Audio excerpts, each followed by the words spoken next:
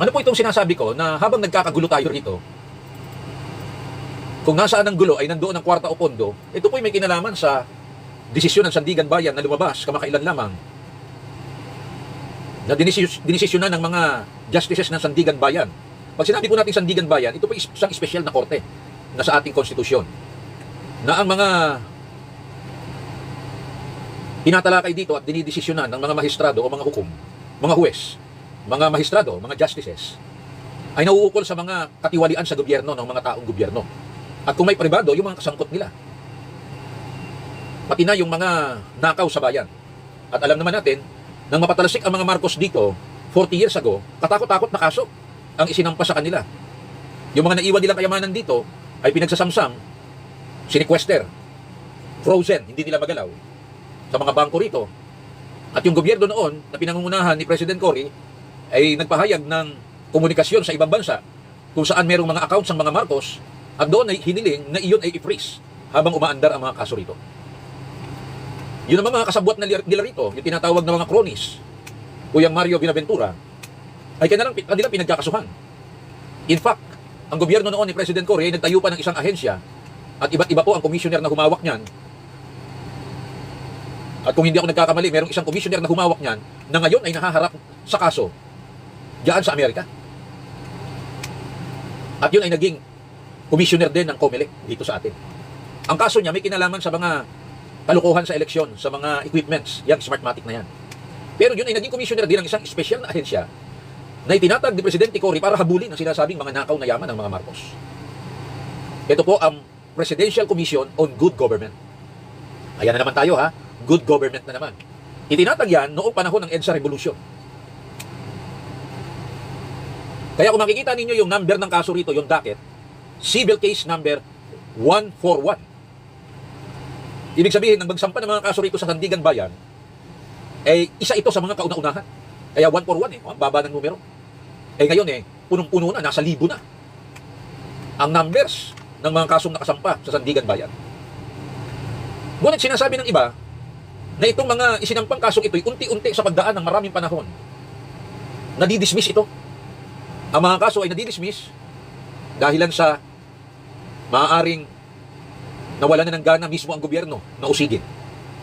O kaya ay dinismiss ng korte dahil ayaw ng tumistigo ng mga sinasabing testigo. Dinismiss ng korte dahil malabnaw ang ebidensya. Dinismiss ng korte ang kaso laban sa mga Marcos dahilan sa sobrang tagal. Nilalabag na ang kanilang karapatan sa konstitusyon, yung tinatawag na speedy trial. Marvida Oji Ogayon, good morning. From Quezon City. Kaya kung titingnan ninyo itong kasong ito, na inilabas ang desisyon kamakailan ng Sandigan Bayan, Republic of the Philippines, represented by Presidential Commission on Good Government. Kasi yan nga daw ang klase ng gobyernong itinayo noong panahon ni Cory, good government. At ang kanilang pinatalsik at ipinatapon sa Hawaii, sa ibang bansa, ay very evil, very bad government. At ang kumakatawan sa good government, edi siyempre yung administrasyon ni Cory Aquino versus Ferdinand E. Marcos Jr. Dahil patay na yung kanyang mga tagapagmana, represented by his estate or heirs, and Imelda R. Marcos. Buhay pa naman ngayon si First Lady. Ibinaba po ang desisyong ito June 2, 2026. Ngayon June 11 lamang tayo, 9 days ago. At ang sumulat ng desisyon ay si Justice Jacinto. Sinasabi na ito na lamang ang mga natitirang kaso ng mga Marcos na may kinalaman sa mga katiwalian at hinahabol na nakaw na yaman diyan sa ating mga hukuman. Ibig sabihin wala nang hinahabol ang ating gobyerno. At ang matinding epekto nito, pati yung sinasabing mga kaso sa abroad, libre na. At kung ano man ang mga kayamanang mahigit 40 taon na hindi magalaw-galaw doon, malaki ang posibilidad na magalaw na ngayon. Sinong gagalaw? Di siyempre yung mga Marcos. Ang katanungan ano ang reaksyon ng mga kamag-anak at yung iba'y buhay pa ngayon ng mga nakikipaglaban sa mga Marcos? Noon. Hindi natin marinig ngayon ang kanilang ingay. Diba? Kung meron mga nagsasalita, yung iba'y nagpo-post, yung iba'y ini-interview, mangilan-gilan na lamang.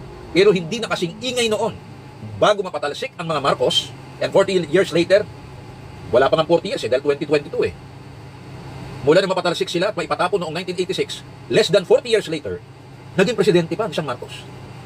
At yung mga dating maiingay noon, nang iba'y buhay pa ngayon, at yung iba'y kamag-anak nila, ng mga pinatay noong panahon ni Presidente Marcos, ng kanyang administrasyon.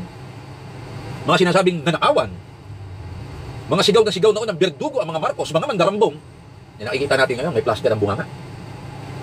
Ang iba ngayon ay nakikipag-alyansa sa mga Marcos. Na ang factor dyan ay para mong nakita si Herodes at Pilato na naging magkaalyado at magkasangga dahil kalaban nila, common enemy nila si Kristo. Hindi ko naman sinasabing ang mga Duterte ay gaya ng Panginoon na malinis o santo. Ang sinasabi ko lamang, ito yung kanilang common enemy, ito naman si Pilato at si Herodes, magkaalyado laban sa kanilang common enemy na gusto nilang durugin. Okay?